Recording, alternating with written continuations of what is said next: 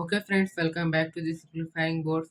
In this lecture, we are going to discuss about the SSLC Model Question Paper number 1, Subject Size. Okay, let us. In part A, Physics part is given, जिसमें से first bit है MCQs की, जिसमें से first question है the centre of a spherical mirror is. Option दिए गए हैं, option A centre of curvature, option B pole, option C radius of curvature, option D aperture. इसका आंसर होगा ऑप्शन नंबर ए, जो कि है सेंटर ऑफ कर्वेचर।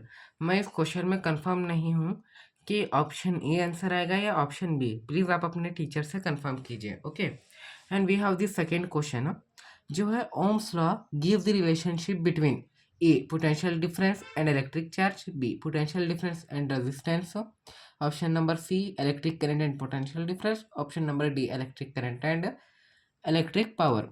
जिसमें से इसका सही आंसर है ऑप्शन नंबर सी, जो कि है electric current and potential difference. और यहाँ हमें सेकेंड बिट दी गई है, जिसमें से थर्ड वाला क्वेश्चन है draw the symbol diagram of rheostat और variable resistance used in the electric circuit. और इसका सही आंसर है रिहोस्टेट और वेरिएबल रेजिस्टेंस का सिंबल हम कुछ इस तरह से ड्रॉ करते हैं या फिर इस तरह से।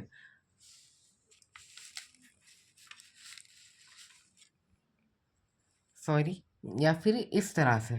ओके, और यहाँ पे हमें फोर्थ वाला क्वेश्चन दिया गया है write any two properties of magnetic field lines. Okay, magnetic properties of magnetic field lines are stated below.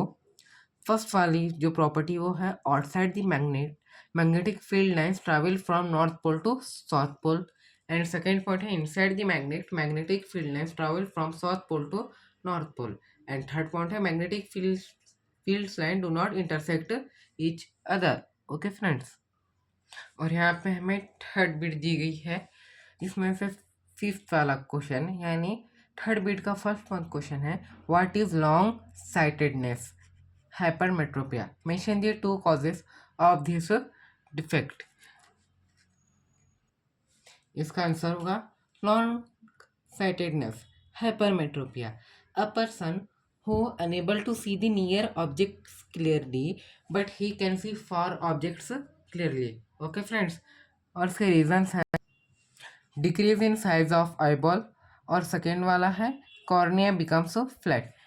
And we have question number 6, observe the circuit diagram given below, answer the given question. ये हमें circuit diagram दिया गया है, जिसमें से हमें first one question है mention the direction of magnetic field that forms around at a point X and Y. X and point पे जो मैग्नेटिक फील्ड लाइन्स बनेंगी उनकी डायरेक्शन बताना है हमें। ओके, और इसका आंसर होगा at point x magnetic field lines is directed into the page, and at point 5 magnetic field is direct out of the page। Okay, second वाला क्वेश्चन दिया गया है हमें state the rule that has to decide the direction of magnetic field lines, जो कि होगा the right hand thumb rule is use to determine the direction of the magnetic field around a current carrying conductor. If the thumb points in the direction of the current the curled finger indicate the direction of the magnetic field. हमें जो पीछे में हमने magnetic field line की direction पता की थी वो हमने राइट हैंड थंब रूल लगा के पता की थी, जो कि होगा जिसमें हमें थंब डायरेक्शन बताएगा करंट की, और जो कर्ल्ड फिंगर्स होंगे वो डायरेक्शन बताएंगे मैग्नेटिक फील्ड लाइन की। Okay friends, and question number 7 है connecting electrical appliances in parallel in domestic circuit is better, give 2 reason for this measure. इसका आंसर है, जो हमें रीजन्स है वो कुछ ये हैं दोस्तों। फर्स्ट वाला रीजन्स है independent operation, if one appliances fail or switched off, the other appliance continue to work normally because they have their own separate circuit path। And second वाला है consistent voltage, each appliance receive the same voltage from the power supply, in short they operate at their designed capacity. और यहाँ पे हमें fourth bit में first वाला question है, draw the ray diagram of the image formation in a convex lens में the object is placed at 2f1, mention the position and the nature of the image formed. f1 principal focus of the lens. दोस्तों मैं आपको prefer करूँगा book, इसमें जो book है NCERT book science की, उसमें सारे रे डायग्राम दिए गए हैं, आप वहाँ से देख कर ड्रॉ कर सकते हैं। ओके, चलिए अब हम नेक्स्ट क्वेश्चन की तरफ बढ़ते हैं, जो है question number 9। What is dispersion of light, explain the formation of rainbow in the nature. इसका आंसर होगा दोस्तों क्वेश्चन नंबर 9 का, dispersion of light, the splitting of white light into its constituents colours the spectrum when it passes through a medium like a prism और water droplets. Okay friends, और जो rainbow कैसे form होता है हम उसके बारे में बताएंगे। आपको हमेशा जो भी आप बता रहे हैं ना उसके नीचे से अंडरलाइन कीजिए, और जो भी आपको मेन पॉइंट दिखे ना उसके नीचे भी कुछ ऐसा अंडरलाइन करना है आपको, जिसको जैसे आपको एग्जामिनर को ज़्यादा ढूंढना नहीं पड़ेगा, आपका आंसर आपको जल्दी से वो marks they they. Okay friends, let us move. Rainbow formation, a rainbow is form by the dispersion of sunlight by water droplets in the atmosphere. जो रेनबो जो फॉर्मेशन होता है वो डिस्पर्शन ऑफ लाइट की वजह से ही फॉर्म होता है। ओके, और इसमें और में भी एक क्वेश्चन दिया गया है, what is Tyndall effect, the colour of the clear sky is blue, why, explain. Okay, और उसका आंसर होगा, हम लिखेंगे सबसे पहले टेंडल इफेक्ट के बारे में, the scattering of light by particles in a colloid और फाइन सस्पेंशन। ओके, ये टेंडल इफेक्ट का हो गया डेफिनेशन। और the colour of the sky is blue because molecules in the air scatter blue light from the sun more than they scatter red light. This scattering of light is known as railing scattering. ये railing scattering आपने नहीं पढ़ा होगा इसलिए मैंने इसको cut कर दिया है। ओके, आपको ये सारा याद रखना है। स्काई ब्लू क्यों नज़र आता है, स्काई ब्लू इसलिए नज़र आता है जो एयर जो हवा में जो मॉलिक्यूल्स होते हैं वो ब्लू लाइट स्कैटर करते हैं rather than red light. Okay, this that's why we see sky color blue. And question number 10 is explain an experiment to show that a current carrying conductor experience a mechanical force when it is placed in a magnetic field. इसका answer है, involves placing a straight conductor between the poles of the strong magnet and passing a current through it. The conductor will experience a force and move. दोस्तों सबसे पहले आपको question का sentence लिखना है,